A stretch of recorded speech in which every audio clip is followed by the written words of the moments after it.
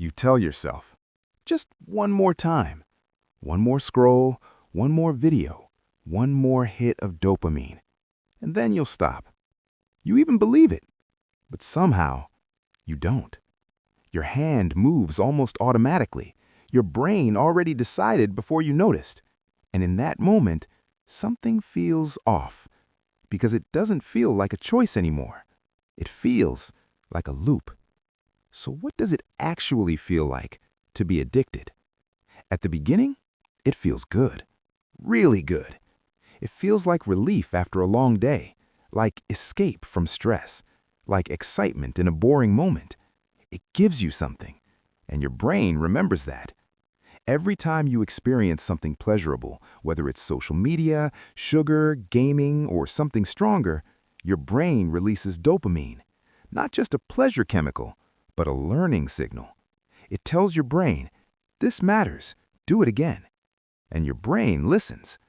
At first, everything feels normal. You're in control. You decide when to start. You decide when to stop. It doesn't feel dangerous. It feels useful. But slowly, almost invisibly, things begin to shift. The same thing doesn't feel as good anymore. The excitement fades. The relief doesn't last as long. And without realizing it, you start increasing it. A little more time, a little more intensity, a little more often. This is called tolerance. Your brain adapts. It reduces sensitivity to dopamine, which means what used to feel amazing now feels just okay.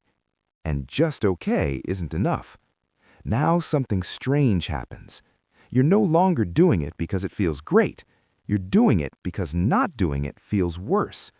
You're chasing something, but you can't reach it. Because what you're really chasing is the memory of how it felt in the beginning, that first time. But that version is gone, and no matter how many times you repeat the behavior, you never fully get it back.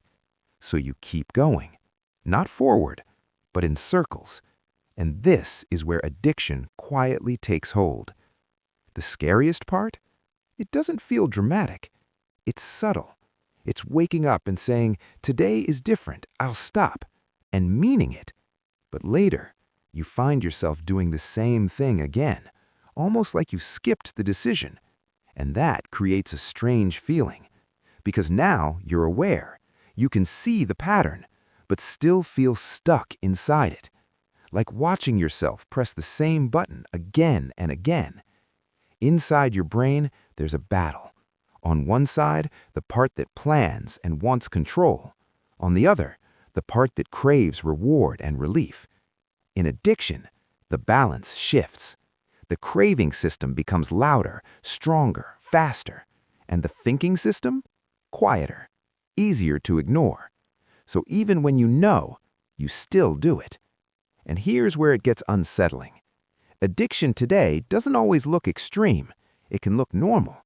Endless scrolling, refreshing apps without thinking, watching video after video, not because you enjoy it, but because stopping feels uncomfortable. These systems are designed to keep you engaged, to pull you back again and again, which means sometimes addiction doesn't feel like losing control completely. It feels like losing it bit by bit. But here's something important. Addiction isn't about weakness, it's about wiring. Your brain is doing what it was designed to do. Repeat what feels good. Avoid discomfort. The problem is, in a world full of artificial rewards, that system gets hijacked. But not impossible to change. Because the moment you notice the loop, something shifts. You start seeing the trigger, that moment before the action, that tiny gap where the decision happens. At first, it's small, almost invisible, but the more you notice it, the bigger it becomes. And inside that gap, you have something powerful. Choice. Not perfect control, but a chance to pause, to interrupt the loop, even once. So what does it feel like to be addicted? It feels like wanting to stop and not being able to, like chasing a feeling that keeps fading, like being stuck in a loop you didn't realize you built.